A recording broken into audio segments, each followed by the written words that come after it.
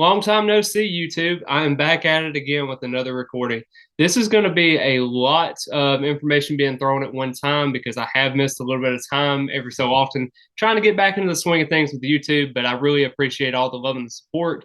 Please be sure to hit the like button, the subscribe button as well. It really means a lot to me. I'm going to try to get more into the YouTube side of things a little bit more. If you haven't, follow my Instagram account at norvellcentral. Also follow my Twitter account at central norvell, and you can be able to try to get some of that information that has been missing on YouTube as of lately. So hopefully everything kind of goes good to go, and hopefully I can get back to the swing of things with YouTube. But just go ahead and get into the swing of things. We had gotten a huge commit from Blake Nicholson, the four-star linebacker out of California. It was a huge get for Florida State at a position of need, I think, along with DeMarco Ward. I think those are two linebackers that you can really base it off of. And when Kalen DeLoach and Tatum Bethune having great years this year, who's to think that they won't be able to declare for the NFL draft? I don't think it's likely that both declare, but I do think one of them could possibly do that as well because they're both having tremendous seasons. I do think that Florida State has generated a lot of momentum, especially their 3-0 start, specifically that last game against Louisville, where they, were down and faced with adversity. And this coaching staff, they always talk about the level of response. That word means a lot to a lot of people. And Florida State has not responded in the last 5 years. But you saw a team that was down their starting quarterback with an ankle injury. You thought it was season ending or at least multiple weeks. And, you got a guy like Tate Rodemaker that comes in, and a lot of fans were kind of discrediting him because a lot of times when he was able to kind of generate some momentum in practice, he wasn't able to translate that over to the game action. And you're seeing that now. And you saw that intentional grounding, backing him up, and then had the 3rd and 22. And he was able to throw an interception to absolutely nobody. I don't even know where the ball was going to. But he rebounded. He got into the second half, was able to get in some of those pistol sets, running the football effectively with Trayshawn Ward and also Trey Benson as well. And even Lawrence Toafili there with the 15-yard run.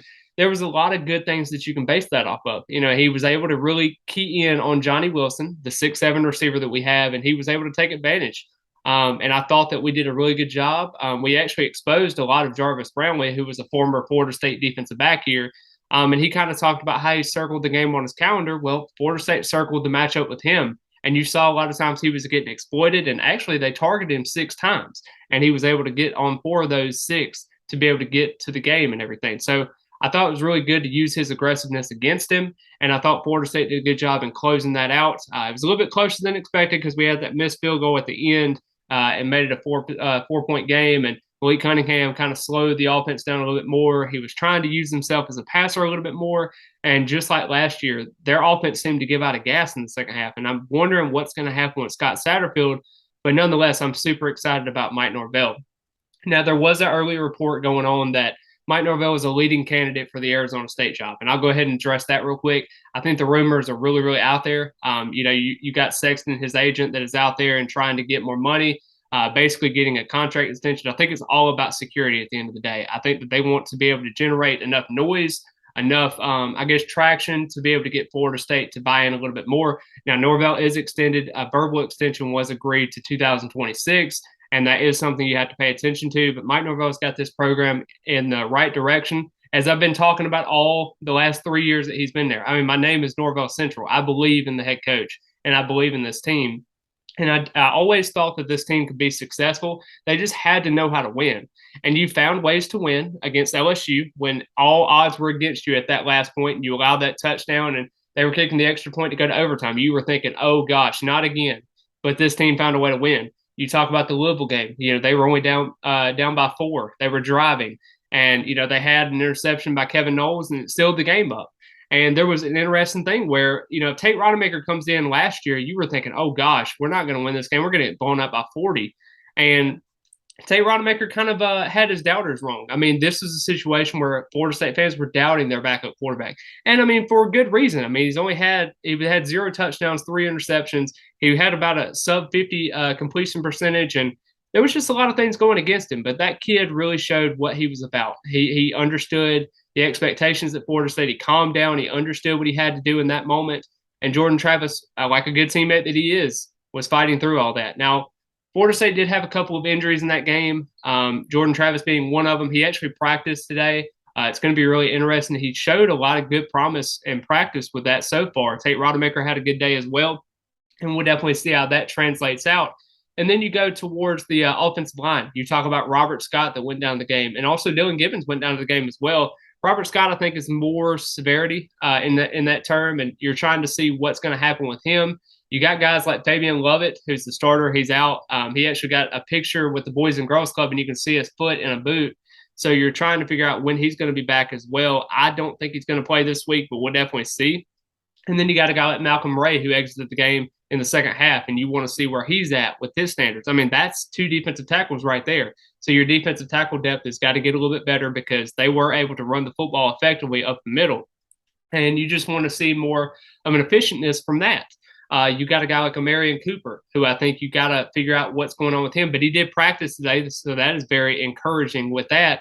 And then you got a guy like Amari Gaynor, who you really don't know what's going to happen with everything. You know, I still think he's going to be sitting out for a little bit. He's been limping still, so you're wanting to see what's going to happen with that. Jared Verse is another one. You got to see more out of him. Hopefully it's not going to be too severe. I don't think it will be, but we'll definitely see how that's going to go. And I just think Florida State kind of hit the injury bug in that Louisville game. But you know what? We still persevered and got through it. But then we'll kind of go over to our matchup against Boston College. I think that's really important to kind of monitor because a lot of people are saying, okay, if Travis is hurt or if he is less than 75%, do you play him or do you just risk, having Tate Rodemaker in there and being able to do that?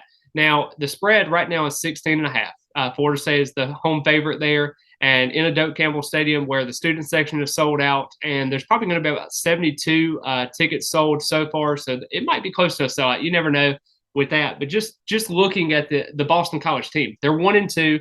Their last game come off a victory against Maine, but they lost to a bad Rutgers team and a bad Virginia Tech team. You're just trying to figure out ways to be efficient there on the recruiting side of things and on the team side of things because recruits are looking at this. They don't want to have a kind of a regression with a lot of things going on in your program. You want to see them go 4-0 for the first time since 2015 when they had that 6-0 stretch and then lost to Georgia Tech in the block kick. And you're just trying to find ways to be efficient. Mike Norvell talks about how everybody was so argumentative about the top 25 polls recently with the AP polls. Florida State was not included in that top 25. And he talked about how he doesn't want validation for this team. This team doesn't need validation for anything. They know what they're capable of, and they're going to get the job done. And they want to understand to all the college football world what they're made of.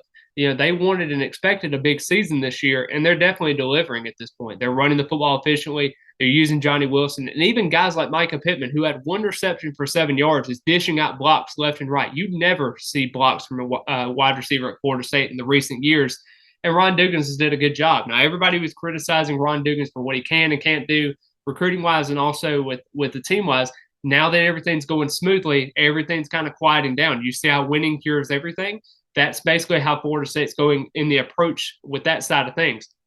But turning back over to Boston College, they've had a problem with scrambling quarterbacks. You saw Jaden Daniels and you saw Malik Cunningham. Those are two guys that are dual threat quarterbacks. They run efficiently, and they're able to kind of get everything there, and they're able to beat you with the long ball as well. And Phil Jakovich is a guy that at Boston College that is not really a runner. He has 26 carries for negative 52 yards. He gets sacked a lot, and their offensive line is very, very makeshift. Now, the good news is they're not having to play that walk-on left tackle anymore. Their left tackle that was officially there is actually possibly going to come back this week. He actually did practice this week. I believe he practiced yesterday, so we'll see how that kind of develops. But Pat Garwo is another guy, wide receiver. He's really or running back. He's really, really good. I think he can be efficient, but the problem is he struggled because the offensive line really hasn't been able to protect him. He has 118 yards on the season, but 75 of those yards come from Maine last week. He's really struggled to run the football right now, and I think he's got to find his groove. Hopefully Florida State is able to kind of beef up the interior a little bit, and hopefully you're able to get some help, maybe some blitzes here and there up the middle. I think it'd be a really efficient piece. Now, the problem that I run into is Zay Flowers, their wide receiver. He's got 285 yards. He's a very, very talented receiver. We all know about his NIL deal. He turned down some NIL deals from some different programs and decided to stay with Boston College. So it's very important to understand that he is a dual threat ability. Now, the question I have is if Omarion Cooper comes back and is healthy, how much is he going to play? Because he only played 3 or 4 snaps the last game. and you're wanting to see if he can be efficient, will it be Renato Green or will it be a Kevin Knowles or somebody else that's going to guard him? I just think right now, with the limitations that Cooper has right now, I would think it would be Renato Green, just because I don't know if you would test that on one of their best receivers, but we'll definitely see.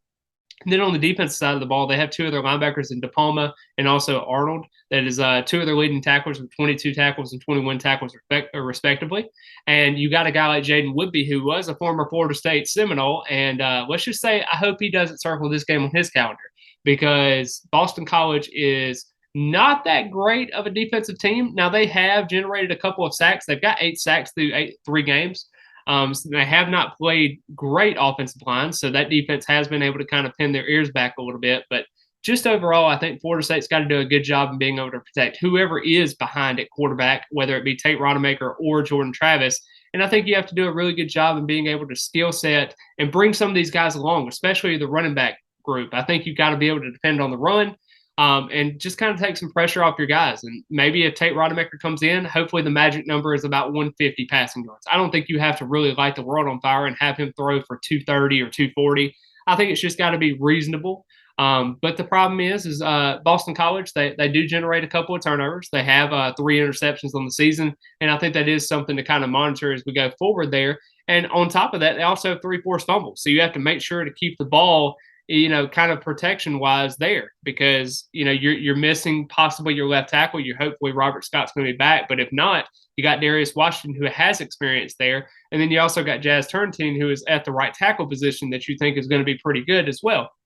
So overall, Florida State's lost a couple on the offensive line, and that's going to be their biggest concern going forward there. Now, the interior with just Robert Scott being there, Fabian Lovett's probably going to be out. We'll definitely see how that plays out. But just overall, this Boston College team is not like it was last year. And last year, we were beating them 23 to 3. And then we ended up winning that game 26 to 23 at the end because of the ACC refs. Well, let's just hope it's not the same result. But special teams. We talked about how Ryan Fitzgerald, he missed a couple of those kicks in this game. And then the time before that, the LSU game, he had a couple of those missed kickoffs. And, you're trying to find efficiency in the kicking game. Last year, he went, I believe it was 8 for 11. So he was about 70% on that regard. And you're trying to find different ways for him to be efficient. Now, Coach Norvell actually exemplified the fact that Ryan is his kicker. And that's just going to have to be how it is. Ryan is the guy. And I believe in Ryan. I think he can be efficient. I think he can be successful. He's just got to get back on his track. He's got to have the right technique. And he's got to have the right mindset. Because John Pavuchis actually talked about it before. Whenever they came back off the plane, he was there at 4 a.m. kicking kicks. And, you have to have that hard work and determination to be able to kind of get back into the swing of things. It's no different from a running back, from a wide receiver, from a quarterback. It's the same process. When you mess up or you have bad, psyche and everything, when you're trying to perform at a high level, you have to be able to be efficient. And I think Ryan Fitzgerald understands that. He understands how much his team needs him. And he's just going to have to step up to the plate. But just overall, I think it's going to be a big game for Florida State to be able to kind of not overlook this game and going into Wake Forest the next week and just trying to focus on themselves and who they are as a team. Then you got really, when you look at this defense as it goes, I think this is a top 25 defense, maybe top 30 if you want to say that. They don't have to worry about another scrambling quarterback till DJ Uiagalelei at Clemson, because you look at it, Djokovic is not going to run. Sam Hartman is not going to run. And Devin Leary is not going to run. They're all pocket passers at the end of the day. They don't really run as much. I think all 3 of those combined, he has negative 52 yards. And then I think Sam Hartman and also Devin Leary both have 40 yards combined rushing. So that doesn't scare me. DJ Uiagalelei does a little bit, because I think he has about 200 yards rushing. We'll definitely see how that goes when that matchup comes. That's a huge home game for us going forward there. But just overall, Florida State's got to keep winning, because on the recruiting show, you're going to have to do very well. Now, on the recruiting side of things, Hakeem Williams is going to be making his decision. He is a 5-star receiver out of Stranahan High School in Fort Lauderdale. He's going to be making his decision on Friday, and that's going to be a big thing for Florida State going forward there, because his teams that he's heavily considering is Pittsburgh and Texas A&M. And Pittsburgh just lost recently when he went to go visit them when they played Tennessee. And then you also have Texas A&M, who beat Miami, but they only had 13 points. It wasn't really that great, or 17 points, excuse me. And it's going to be a big thing for them because when you look at their wide receiver stats, it's not very good. And Florida State's been able to generate a lot of success, specifically Jordan Wilson or Johnny Wilson. And you look at that, and they had, I think it's like 149 yards on 2 touchdowns against Louisville. I think that's something you can really base it off of. And having all those 2.6 million viewers, most watched Friday night game, the second most actually. And I think it's just going to be really interesting to see how Florida State approaches that. But as of right now, if I had a crystal ball prediction, or if I had a prediction right now, and South Florida kids are odd, sometimes they change their mind left and right. But I do think Florida State stands in a very good spot. Now, the problem is after you get a commitment, let's just say to Florida State or whoever this school is, if you get a commitment from Hakeem Williams, South Florida kids are very, very odd. They will keep their options open. And Florida State's got to continue to push no matter what. If they're out of the race, in the race, committed, not committed, you have to continue to keep applying the pressure, because when December comes and he's ready to sign and he's ready to go to that Florida game at the end of the year, you have to make a good impression at the end of the day. But I do think that is a good situation there because of his former teammate Omar Graham there. And I also think he has some great relationships with even Alex Atkins, Mike Norvell, and then also Ron Dugans. So there's a lot of great things going on there. But I think it's a great day to be a Florida State Seminole. I hope each and every one of you have the opportunity to come to Boston College and watch that game. If you need a ticket, be sure to use my SeatGeek code NorvellCentral to get $20 off your first order at SeatGeek. And I hope you all have a great rest of the day. And as always, go Noles.